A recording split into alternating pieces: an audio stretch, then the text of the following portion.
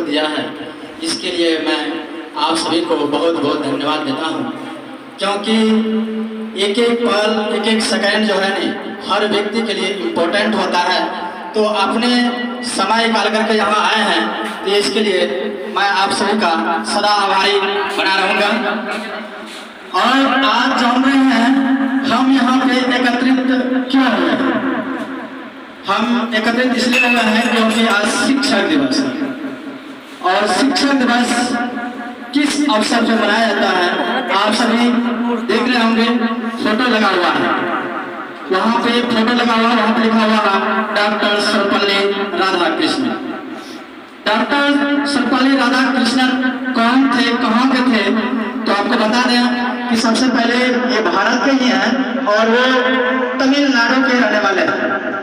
और पहले जो है पूर्व राष्ट्रपति पद तक भी पहुंच चुके हैं। वो सिंपल परिवार से थे, ये कोनो बड़े घर के, बड़े खानदान के व्यक्ति नहीं थे। वो सिंपल परिवार के थे, जैसे हम लोग, आप लोग यहाँ पे मौजूद हैं, उसी प्रकार के ये व्यक्ति थे, जो कि आज हम उसको पूरे देश में हर्षोल्लास के साथ मनाते हैं शिक्षक दिवस। उसके योगदान को हमें आज रखते हैं और उसी को आगे बढ़ाने के लिए हम आगे बढ़ते जाते हैं, ताकि हम उसे बार बार शिक्षक क्या होता है, उसके क्या सम्मान, किस तरह प्रतिष्ठा मिलना चाहिए, उसका क्या योगदान होता है देश के लिए, तो इसीलिए हम लोग आज करते हैं। जैसे कि आप सभी अभी पढ़े होंगे हाल ही में कि चंद्रमा पे हमारा जो है चंद्रयान 3 सॉफ्ट लैंडिंग किया है। तो सॉफ्ट लैंडिंग किया है, तो हम चंद्रमा को कैसे, चंद्रयान 3 को हम याद रखें, उस दिन को, उस सफलता को। तो इसीलिए राष्ट्रीय अंतरिक्ष दिवस घोषित किया गया है, जो कि आप सभी जानते हैं 23 अगस्त 2023 को। तो क्यों निर्धारित किया गया? इसलिए निर्धारित किया गया ताकि उस डेट को, उस सफलता को, उस जो हमारा अचीवमेंट है उसे याद कर पाए और बार बार उसे दोहरा पाए। उससे हमें प्रेरणा मिलेगी, जो कि दुनिया नहीं कर दे सकता है वो भारत कर दिखाता है। और वही क्षमता आप सभी के अंदर में है, जो दूसरा कोई नहीं कर सकता, आप कर सकते हैं। वो आपके अंदर में, हर व्यक्ति के अंदर में, कण कण में वो गुण बसा हुआ है। बस सिर्फ उसे पहचानने की जरूरत होता है। गुरु जो है बस यही करते हैं, उसे आपको पहचानवाता है, वो कहाँ आपका वो गुण छुपा हुआ है, वो उजागर करने का काम करते हैं। अरे रास्ता पे चलना कैसे है, बस ये सिखाते हैं।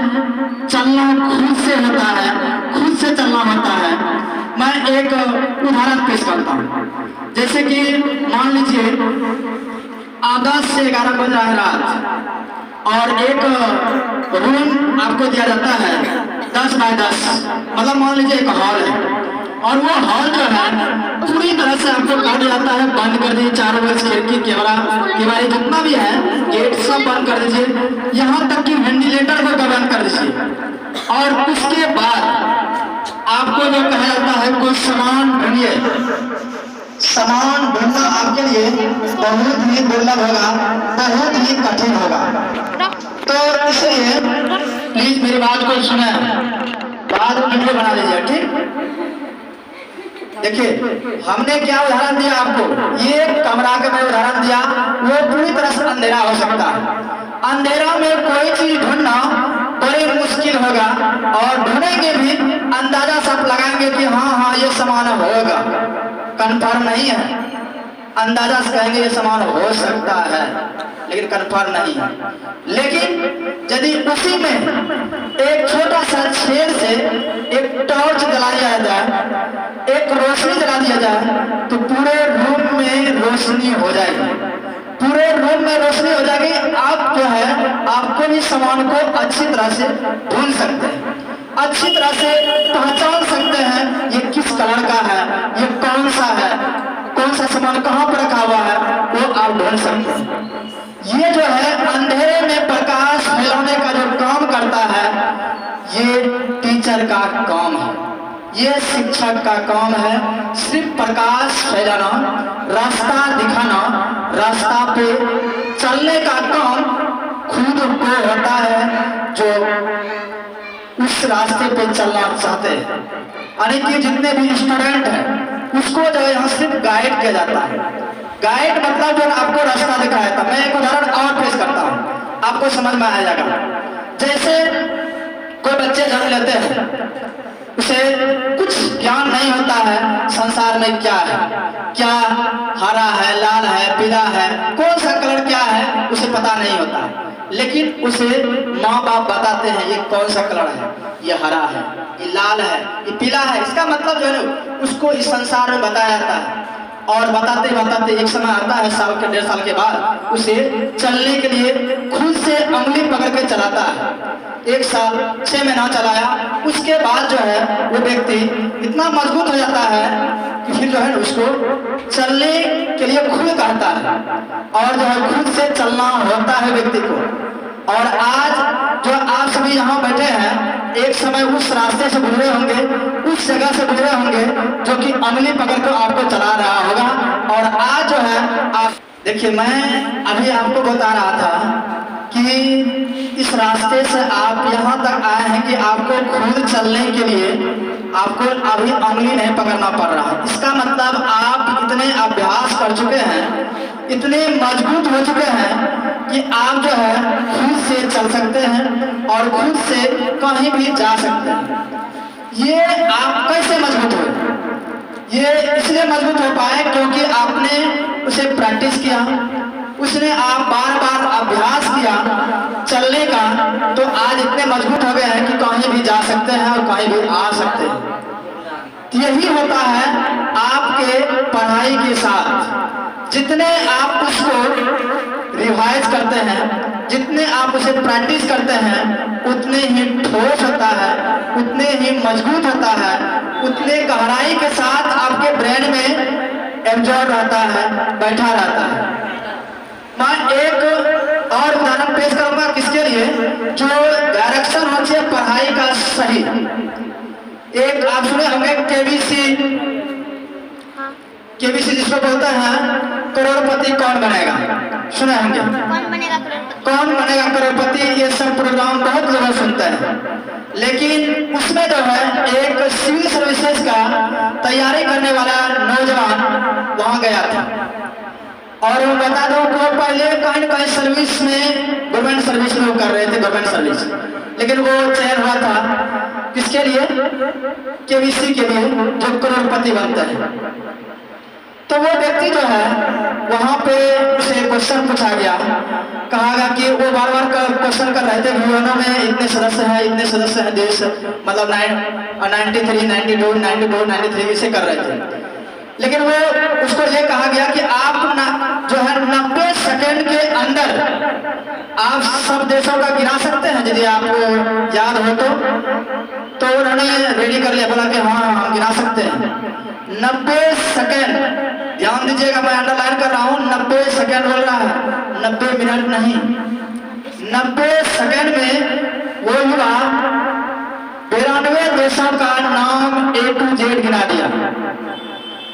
तो आप ये कहेंगे कि बाप रे बाप, 90 सेकेंड में इतने देश को गिनाना, ये अचंभित करने वाली बात है। और बात है ही, हमें भी अचंभित करने वाला बात, क्योंकि हमें भी खुद नहीं गिना पाएंगे। जो है 90 सेकेंड में और 92 देश का नाम गिनाना बहुत चैलेंजिंग टास्क है, लेकिन उन्होंने व्यक्ति ने गिना दिया।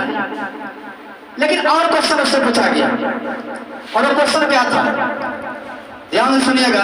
वो क्वेश्चन उससे पूछा गया, आप सिविल सर्विस की तैयारी कर रहे हैं, यानी IAS की तैयारी कर रहे हैं, लेकिन आपको पता होगा वो बिहार के मिथिलांचल के ही व्यक्ति वो था, वो गया था केबीसी में, जिसके चर्चा हम लोग कर रहे हैं, केबीसी का चर्चा। तो उन्होंने अमिताभ बच्चन जी से क्वेश्चन उन्होंने उससे पूछा गया। अमिताभ बच्चन जी ने कहा, सर ने कहा कि आप बताइए मिथिलांचल में एक GI टैग मिला है, कोई उसका नाम है मखाना का, बताइए मखाना का नाम क्या है।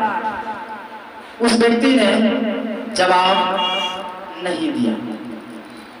अरे कि मिथिला मखाना, जब हम पढ़ाई करा रहे थे तो मिथिला मखाना बहुत अच्छी तरह से बताया गया था हर क्षेत्र में, और ये सामान्य घटना नहीं, बहुत महत्वपूर्ण घटना है।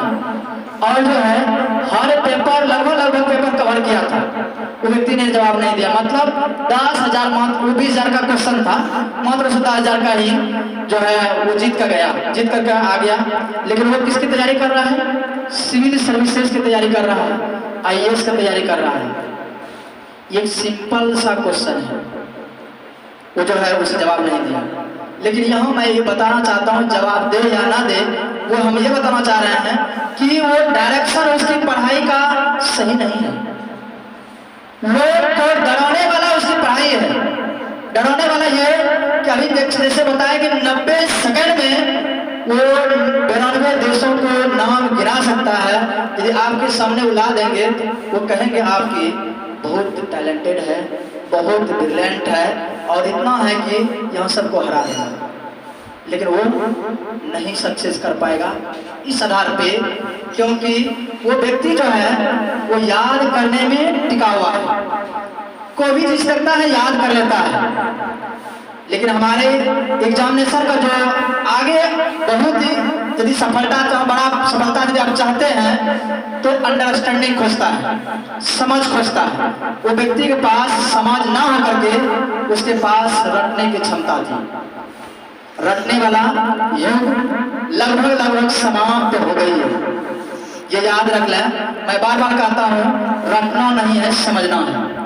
और व्यक्ति ने ये, आप बताइए कि जो मिथिलांचल का वो व्यक्ति है वहाँ GI टैग मिला हुआ है और उस व्यक्ति वो नहीं जान रहा है।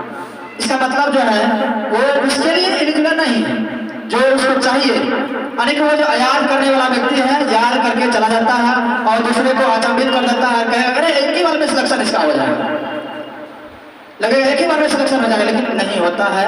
क्यों? क्योंकि वो समझदारी की कमी है। उसकी डायरेक्शन की जो पढ़ाई का उसको होना चाहिए दिशा, वो दिशा नहीं है। दिशा उसकी यह है कि जो कुछ भी मिलेगा हम रट लेंगे, बस एग्जाम पास कर जाएंगे। लेकिन वो एग्जामिनेशन रह गया है बोर्ड का।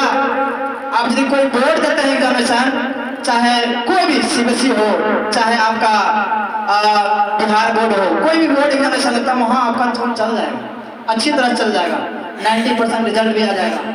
लेकिन आगे यदि आप कॉम्पिटिटिव का एग्जामिनेशन देना चाहेंगे बिना समझ का, आज वो बच्चा फील्ड से बाहर हो जाता है। और ये समझ का बीज अभी ही बोया जा सकता है, बच्चे क्लास में बोया जा सकता है। यदि बो देते हैं तो अच्छा वृक्ष बन सकता है। कहते हैं यदि गेहूं का बीज बोएंगे आप जो है आम का फल नहीं खा सकते, गेहूं ही खा सकते हैं। इसका मतलब हुआ कि आप जैसा बीज अभी बोएंगे वैसा ही आगे चलकर आप काटेंगे। इसका कहने का मतलब मैं बता रहा हूं कि जो है आप पढ़ाई का सही डायरेक्शन चुनें, सही दिशा में पढ़ें और जो भी पढ़ें समझदारी के साथ पढ़ें।